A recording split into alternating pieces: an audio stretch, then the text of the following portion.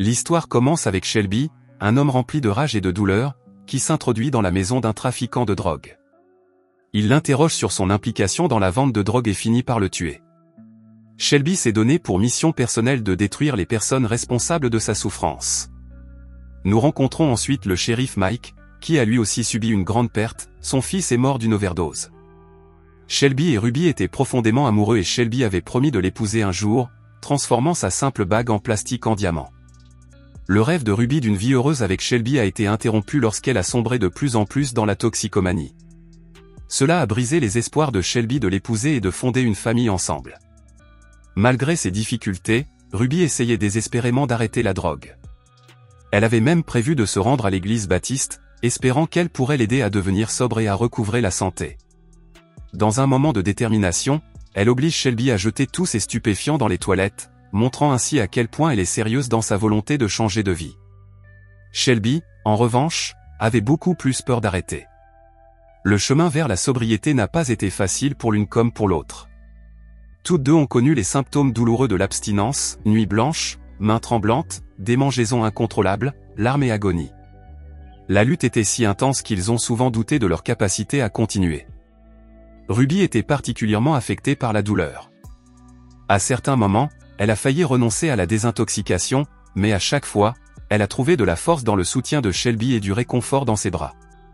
Malgré son combat, Ruby était toujours déterminée à fréquenter l'église Saint-Baptiste et à travailler à sa guérison. Pendant ce temps, Shelby, essayant de garder espoir, se rend chez un prêteur sur gage à la recherche d'une bague en diamant pour symboliser sa promesse à Ruby. Il se promet de revenir avec assez d'argent pour acheter la bague. En sortant, il tombe sur Elvis, son ancien dealer, qui tente de lui refiler de la drogue. Mais pour la première fois, Shelby refuse et dit à Elvis qu'il est sobre. Ce moment marque un tournant pour Shelby, qui commence à se battre pour un avenir meilleur pour elle et Ruby. Les semaines passent et le couple progresse. Ils se remettent lentement de leurs problèmes et passent du temps ensemble. Le couple s'est rendu à la fête organisée par la sœur de Ruby pour célébrer le 9e anniversaire de Connor.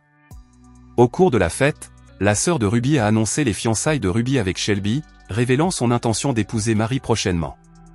Les choses semblent s'améliorer pour Shelby et Ruby. Ruby fait même part à Shelby de son intention de se faire baptiser à nouveau, exprimant ainsi son désir d'un nouveau départ. Mais leur bonheur est de courte durée. Elvis, ne voulant pas perdre ses clients, s'approche de Ruby et tente de lui proposer de la drogue. Ruby, prise dans un moment de vulnérabilité, est tentée mais aussi en conflit. La joie et les rires qui remplissaient leur vie commencent à s'estomper, car la présence d'Elvis ramène le trouble dans leur monde. La situation s'aggrave lorsqu'Elvis répand des mensonges sur Shelby et Ruby. Cela a provoqué des tensions et de la méfiance entre eux, menaçant de réduire à néant tous les progrès qu'ils avaient accomplis. Les actions d'Elvis étaient clairement motivées par son intérêt personnel. Le monde de Shelby s'est effondré lorsqu'elle a découvert le corps sans vie de Ruby, victime d'une overdose. Dans sa douleur et sa fureur, il a apporté le corps de Ruby au pasteur Paul, dans l'espoir d'exaucer sa dernière volonté d'être baptisé dans la rivière, même dans la mort. Furieux et n'ayant plus rien à perdre, Shelby décide de demander justice pour la mort de Ruby. Il est déterminé à détruire les responsables de sa dépendance et de sa mort. Le shérif Mike, qui a un lien personnel avec l'affaire, est bien conscient des intentions de Shelby. Mike comprend que la quête de vengeance de Shelby est inévitable. Il savait que Shelby ne reculerait devant rien pour que ceux qui avaient fait du tort à Ruby soient traduits en justice. La première cible sur la liste de Shelby était Elvis, son cousin, qui avait joué un rôle important dans la chute de Ruby en l'initiant à une série de drogues dangereuses. Elvis, sous la pression de son propre fournisseur, Darius, qui exigeait une augmentation des ventes, a décidé de révéler des informations cruciales. Il révèle à Darius qu'il fournit de la drogue à l'hôtel Brown de Columbus, où des chambres différentes sont utilisées chaque nuit pour les transactions. Le désespoir d'Elvis à fournir de la drogue à Ruby était en partie dû au problème qu'il rencontrait avec Darius, qui faisait pression sur lui pour qu'il augmente ses ventes. Déterminé à obtenir justice pour Ruby et à mettre fin au trafic de drogue qui avait conduit à sa mort, Shelby se rendit à l'hôtel Brown. Là, il interrompt une fête animée et confronte un certain Kenny. Shelby lui a demandé de manière agressive où il pouvait trouver les drogues qui avaient été consommées lors de la fête. Kenny, intimidé par l'ire de Shelby, a révélé qu'un certain Skitty vendait de la drogue dans la chambre 1507 de l'hôtel. Forte de cette nouvelle piste, Shelby se prépare à retrouver Skitty et à le traduire en justice pour son rôle dans la mort de Ruby. Lorsque Skitty s'est ouvert, Shelby l'a confronté de manière agressive, révélant qu'il était celui qui avait tué Elvis. Il prévient Skitty que Darius, son fournisseur, subira le même sort s'il ne se plie pas à ses exigences. Darius, conscient de la gravité de la situation et du danger qu'il court, tente de calmer Shelby en lui offrant 10 000 $, mais Shelby n'est pas intéressé par l'argent et cherche avant tout à obtenir les informations dont il a besoin. Avec une arme pointée sur lui, Darius a accepté de l'aider. Darius a révélé que son fournisseur, connu sous le nom de Coyote, vivait dans une grande maison sur Lake Street dans le comté de Canton. Forte de ces informations cruciales, Shelby quitte l'hôtel, prête à retrouver Coyote. Pendant ce temps, le shérif Mike arrive sur les lieux de la fusillade. Il apprend de Skitty que Shelby a obtenu de Darius la localisation de Coyote et qu'il se dirige vers le comté de Canton avec l'intention de le tuer. Mike sait que Shelby est animé par la vengeance et craint que la situation ne devienne incontrôlable. Mike voyait en Shelby un reflet de son fils et se sentait responsable. Pendant ce temps, Shelby arrive à la cachette de Coyote. L'endroit était lourdement gardé et rempli de voyous armés. Par une fissure dans la porte, Shelby a vu l'un des gardes couper brutalement la main d'un homme, puis lui tirer dessus à plusieurs reprises. L'endroit était brutal et confirmait qu'il avait affaire à des gens dangereux et sans pitié.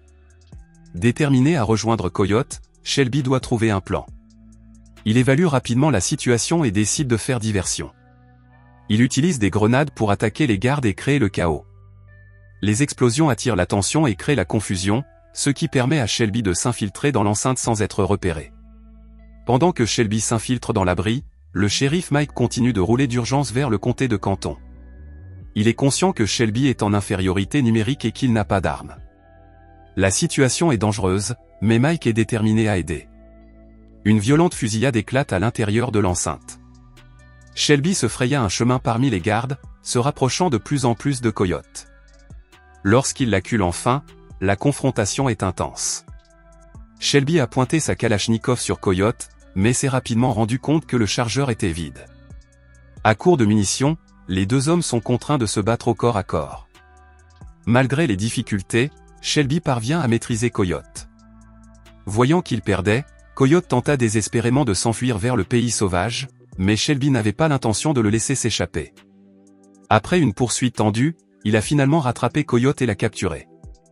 En fouillant le téléphone de Coyote, Shelby a découvert qu'il y avait quelqu'un d'autre dans les coulisses, qui orchestrait les opérations de drogue. Cette personne était au sommet de la hiérarchie criminelle et Shelby savait qu'il serait essentiel de la trouver et de s'en occuper. Le shérif Mike arrive sur les lieux et confronte Shelby. Il le supplie de renoncer à sa quête de vengeance, affirmant que tuer Coyote ou qui que ce soit d'autre ne ramènera pas Ruby. Mike promet de rendre la justice comme il se doit et espère convaincre Shelby qu'il existe une meilleure solution. Au cours de cette confrontation intense, le partenaire de Mike est gravement blessé lorsqu'un des hommes restants de Coyote fait irruption sur les lieux. Au milieu du chaos, Coyote est finalement tué par le shérif Mike. C'est une victoire douce amère, car le danger est loin d'être écarté. Shelby, maintenant alimenté par un mélange de colère et de chagrin, suit les indices du téléphone de Coyote jusqu'à Peter, le beau-frère de Ruby. Peter était également un membre connu du groupe religieux et avait aidé Ruby à surmonter ses problèmes d'addiction. La découverte de l'implication de Peter dans le plan a été un choc pour Shelby. Une violente dispute éclate entre Shelby et Peter. Dans un rebondissement dramatique et déchirant, Shelby a utilisé la seringue qu'elle avait trouvée à côté du corps sans vie de Ruby pour tuer Peter.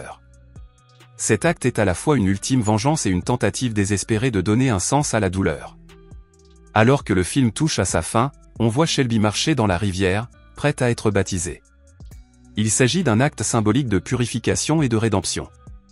Cependant, son voyage l'a épuisé et il succombe à ses blessures. À la fin, Shelby est réuni avec Ruby dans l'au-delà, trouvant la paix et l'apaisement après une quête de vengeance tumultueuse et tragique.